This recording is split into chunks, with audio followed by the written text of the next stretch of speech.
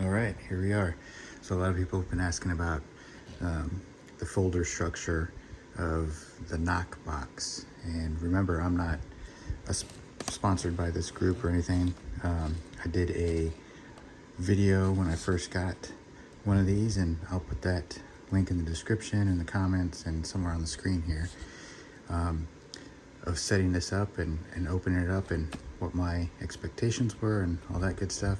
So stick around, because in this particular video we're going to look at the folder structure. This is a new one that I'm getting set up.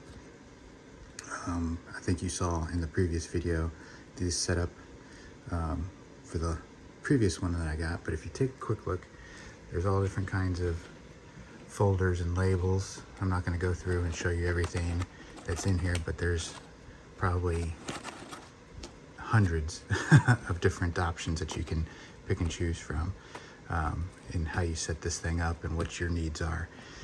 Your needs are going to be specific to your life and your assets and your personal inventory and all that kind of stuff. So it's going to be different for everybody. So I'm not going to go through what I've got set up in my box.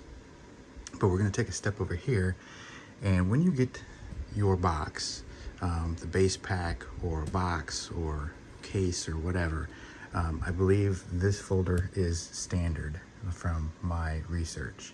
So when you get it, it's going to come with a packet of instructions, which is what you're seeing here.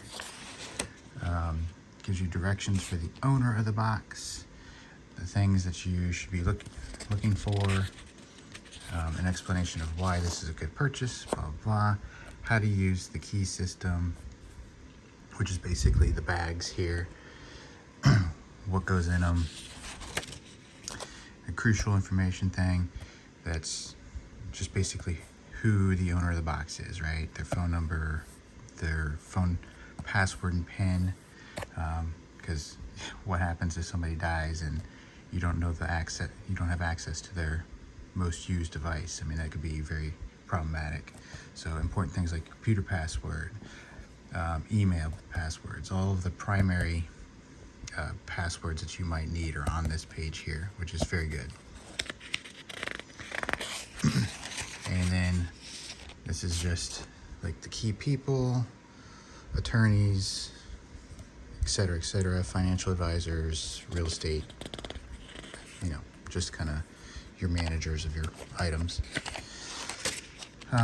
There's some directions for the next of kin, which is the person who receives the box after the passing of the loved one. Let's just kind of scroll through here. All right, so for example, there's a folder in here that's utilities and HOA. If needed, you can fill this stuff out. It gives the name of the company, etc. This can be important because you may have bills that are piling up from these companies that aren't getting paid. So if something happens to your person, you know where their debts and such are going to be located. So like, you may have outstanding bills, you may have to notify these people, hey, they're no longer with us, etc. And if we just kind of skip through here, I'm not going to go through every page, but then there's one for vehicle, right? So the year of the vehicle, it's all the information about the vehicle, whether there's a lien holder, all that kind of stuff on here. That's all important stuff to know, because somebody may have gotten a loan from the bank, somewhere online, and not a traditional bank or something, and you need to know that information, because these bills don't stop just because the person is deceased. It's something that has to be taken care of. And if we fast forward to like bank accounts, type of account, the routing numbers, all that kind of stuff can go on here. If there's a beneficiary, it's good to know that ahead of time. Insurance policies, same thing. Investment accounts, so like if you have a brokerage account, right? A lot of those may not have a beneficiary attached to them because they're individualized tax accounts. So you have to make note of that on here. Like for instance, I have a brokerage account that does not allow for a beneficiary. So in order for somebody to take over that account, They need to have all my specific information, the password keys and the key phrases and all that kind of stuff to be able to access this and transfer it over to my son, for instance.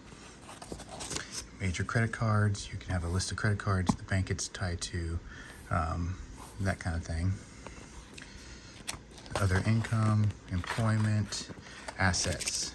All right, so assets can be anything for real estate. They can be property, you know, whether it's joint owned, etc., etc. This is good to know. Let's see what else we got here. Dependents, taxes. There's social media accounts. Could be important. So if you're on Facebook or YouTube and something happens to you, these people have access. They can memorialize your accounts, remove the accounts, whatever. Because without this kind of information, in order to get access to this stuff, you have to provide a death certificate and all that kind of stuff. So it's always good just to have this up front. That way you don't have to go worry about the legal back ends of trying to access. And I will let you know that Facebook and Google are really bad about what they require after somebody's deceased.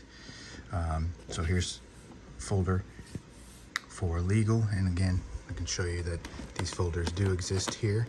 So this would go into that particular folder. Keep everything organized. What else we got here? Guardianship, if you've got kiddos, and financial power of attorneys. Some of this stuff you may not need if you have a will or living will and last testament and stuff already set up with your estate.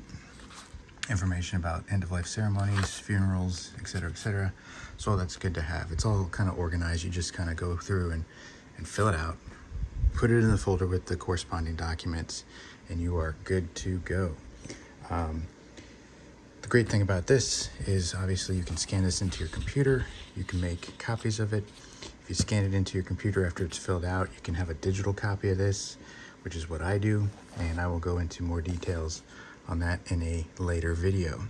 So if you're interested in this, check out my other video. I'll put a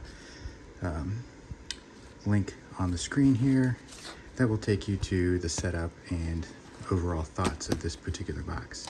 If you're interested, definitely check out the link in the description below.